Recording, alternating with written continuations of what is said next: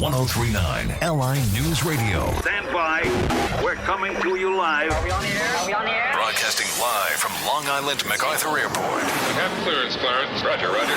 The John Gomez Show.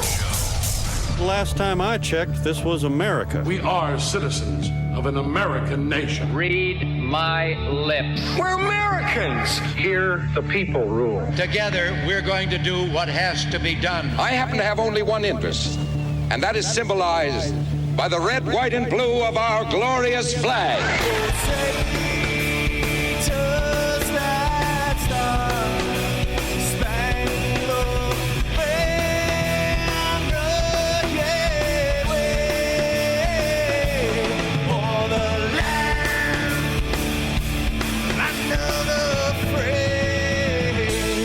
Well, welcome to America, amigo.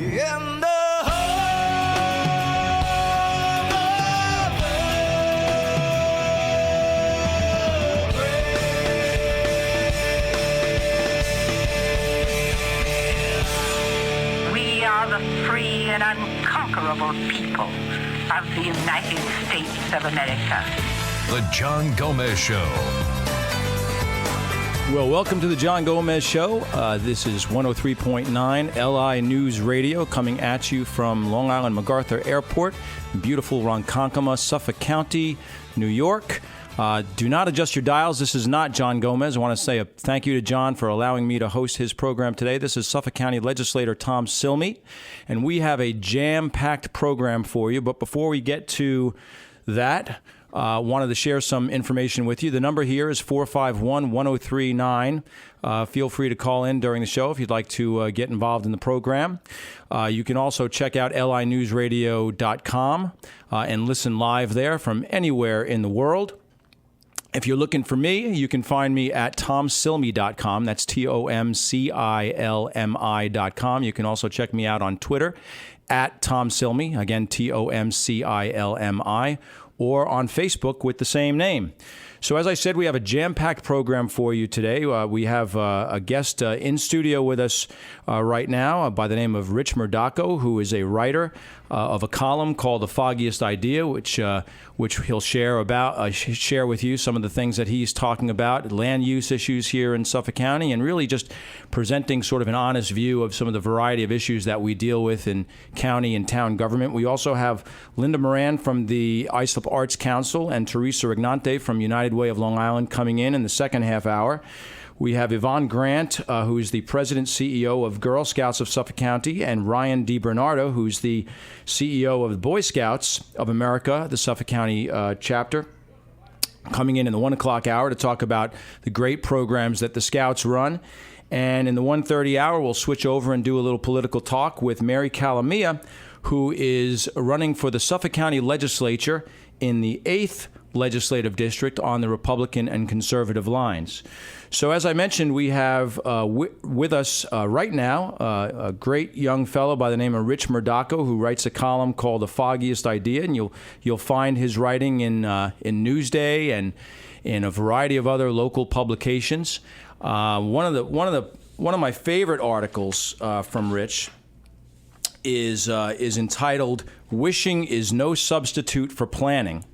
And this article goes into some depth about the county's plan to create what's called bus rapid transit routes, north-south buses along a few of the corridors here in Suffolk County. It's all part of the county executive's quote-unquote Connect Long Island initiative, which has recently transformed into Innovation Zones initiative. It seems like we just keep transforming these ideas. So Rich's article talks in some detail about the county executive's idea here for these bus rapid transit routes. And he's also got some articles about housing. Uptick in Long Island's housing hides real concern, which is the high cost of living. As well as another recent article called Smithtown's Growth Needs to be Backed by Data and Public Input. I also wanted to say that I'm really taking one for the team here. I'm missing the ticker tape parade in New York City for the U.S. women's soccer team, Rich. I'm not sure if you're a soccer fan, but I certainly am, and it's great. It was great to see the U.S. victory in the World Cup this year, and would have loved to have been there in New York City for the parade today, but I'm very happy to be here with you. So, Rich, why don't you tell us a little bit about yourself, and if you could, what's going on with housing here on Long Island and with this bus plan? Well, first off, Tom, I just want to say thank you for having me. It's a pleasure to be on, and I always enjoy talking about the issues. And if anyone else would just like to find out more about my work, feel free to visit thefoggiestidea.org or follow me on Twitter at thefoggiestidea. So, housing is always an interesting topic on Long Island. It's something that residents know all too well, is that the cost is always ever increasing and ever going up. And lately, there's been strategies to diversify our housing stock. Now, grounded in planning theory, these are valid concerns. Where do young people have to live? Where do the elderly have to live? And where do families have to live? And you're talking about some projects like the Ronkonkoma Hub, for example, Wyandanch Rising. Yes, exactly. The projects in Patchogue is another example, and there's a variety of others.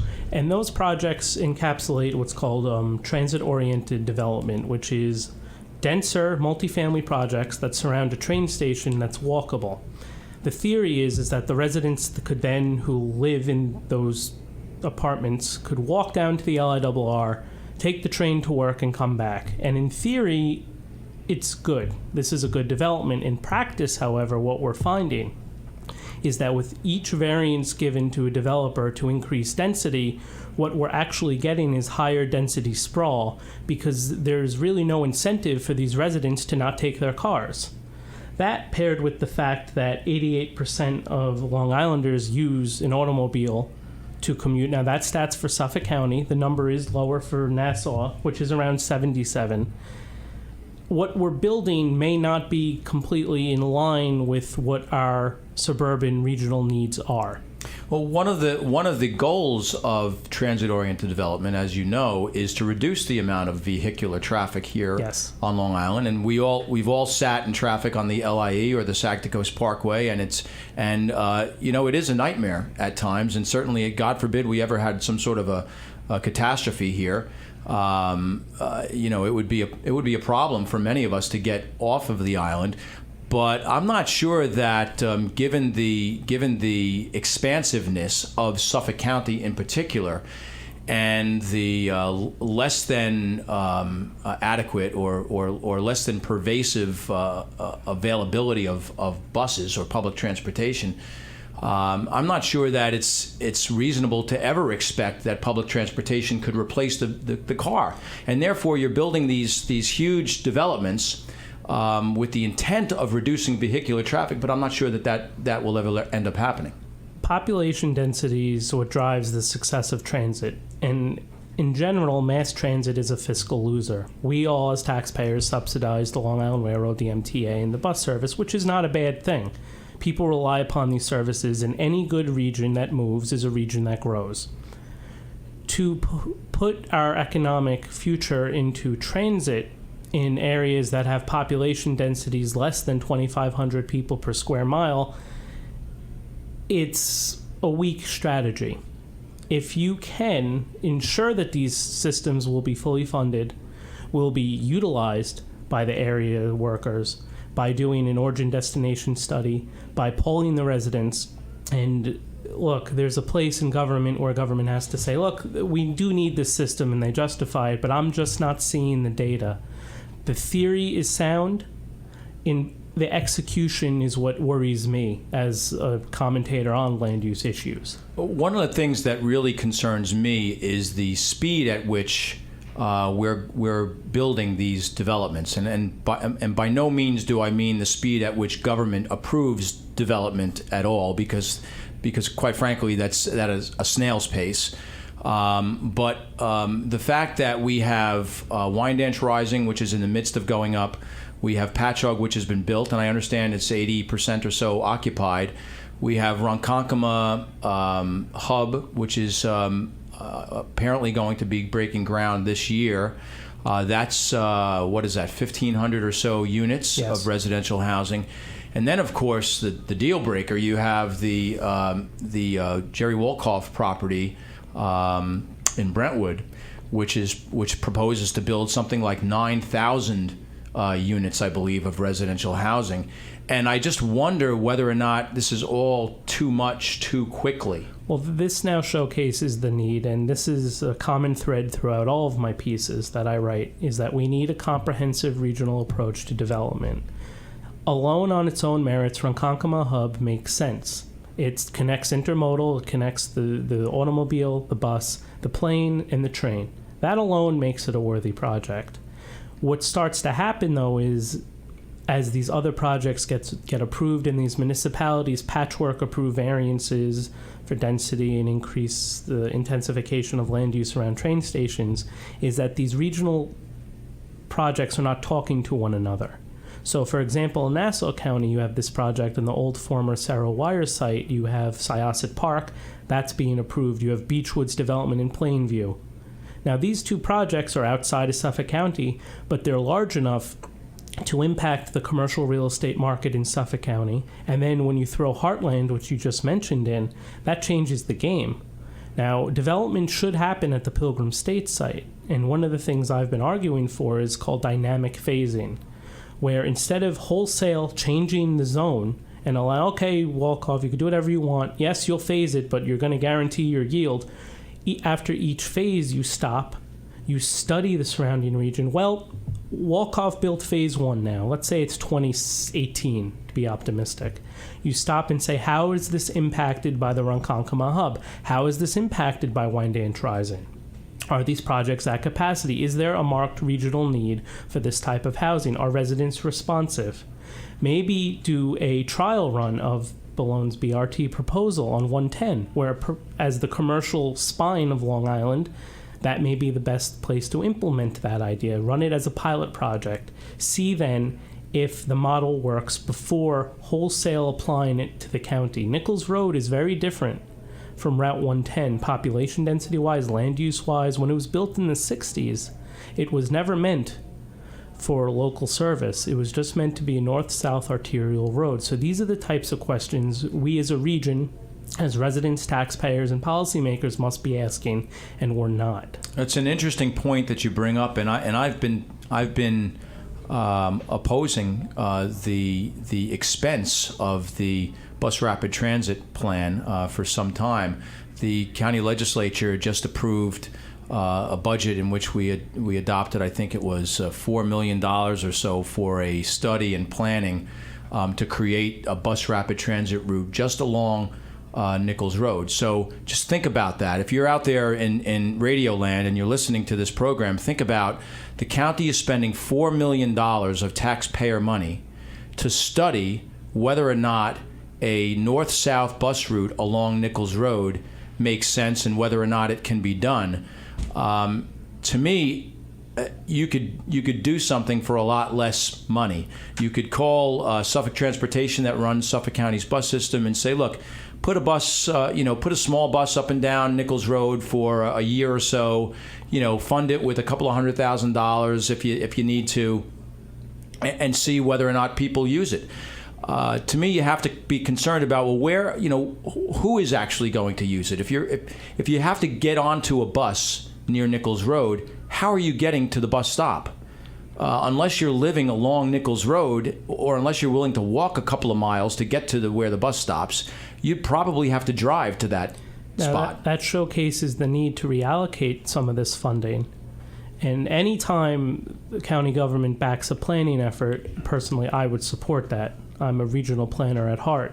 But the question I always bring up in my writing is, are we allocating these resources towards the right planning questions that have to be answered? What you just mentioned could easily be answered by a dedicated origin-destination study, which I think the last one the county did was in 1980. Dedicated 120 to 200 pages worth of research, analysis, and implementable, realistic ways to address this issue. Mm-hmm. So we did that study back in 1980, you said. That's, yes. What's that, 36 or 35 or so years Roughly, ago. yes. Certainly things change in that length of time.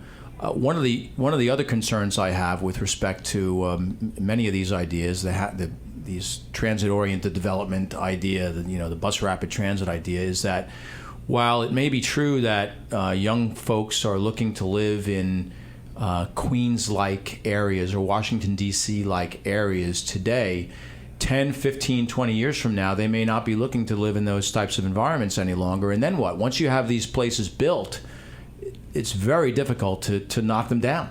That's why we cannot cater any development efforts to one age group over the other. My latest piece, you mentioned uptick in housing, whatever, and you could read more of my work on the Long Island Press. I write there weekly. They gave me a nice home. Is that we must, again, cohesively build for all age groups. We can, and it seems that the pendulum's swinging towards the elderly right now because that's what municipalities are granting approvals for. And again, it's in a patchwork matter. If there was an entity that was detached from special interests and stakeholders who would say, this is what our region needs. Well, how do you do that really, though, Rich? How do you detach an entity from stakeholders? And it's almost impossible. You know, anything we do in government, we try to say it's detached from politics or it's detached from, you know, influence from somebody. But there's always going to be somebody who influences any decision that we make, right? I think the realistic way then, just to rephrase it then, is maybe not detach from the stakeholders, but follow the dedicated planning process in a professional manner more closely. It seems that the foxes are watching the hen house in regards to our current approach to housing. You have builders and a lot of pro-development nonprofits pushing what they feel is best for the region, which in reality, regional planners may say that may not be the best option. You bring stakeholders in, but you don't let them drive the bus. What about the affordability component of housing? We obviously, it costs a lot to live here on Long Island, here in Suffolk County. Our property taxes are some of the highest in the nation. Our electricity rates are some of the highest in the nation. You know, when these projects are proposed, oftentimes they're proposed as a means to stem the brain drain, the proverbial brain drain, if you will. Apparently, you know, young people are leaving Long Island, and certainly that's true. Whether or not that has to do with the lack of Queens-like housing projects, I'm not sure that that's the case. But certainly it has something to do with the cost of living here on Long Island, and housing is a big part of that. But the cost of living in some of these, quote, transit-oriented developments is not necessarily that affordable to a young person just graduating college, right? No, they're not. The rents are out of line with the needs of the population again. And this shows the marked need to look at and examine the true drivers of cost and not be afraid to tackle these, quote, elephants in the room. So we need to look at school district costs. We need to look at our utility costs and what exactly is driving them up. Why is it so high? Why is our transportation infrastructure so expensive to repair and to improve when compared to other regions on the island in the country? These are things we must explore. Once again, this is Suffolk County Legislator Tom Cilmi sitting in for John Gomez. You're listening to 103.9 Long Island News Radio. We're talking with Rich Murdocco, who writes a column, The Foggiest Idea, and writes for a variety of local publications on housing issues and transportation issues. And we're talking about transit-oriented development here in Suffolk County and some of the projects that are in progress and have been proposed.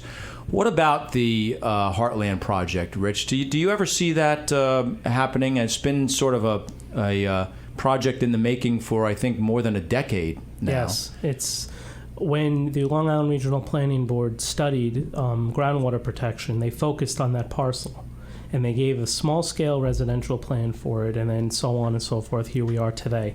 Personally, I do see it being built. I do not know if the final yield, I'm hoping it won't be the final yield that's proposed. That's one of the reasons why I write. But I think that the climate is receptive towards what Walkoff is selling.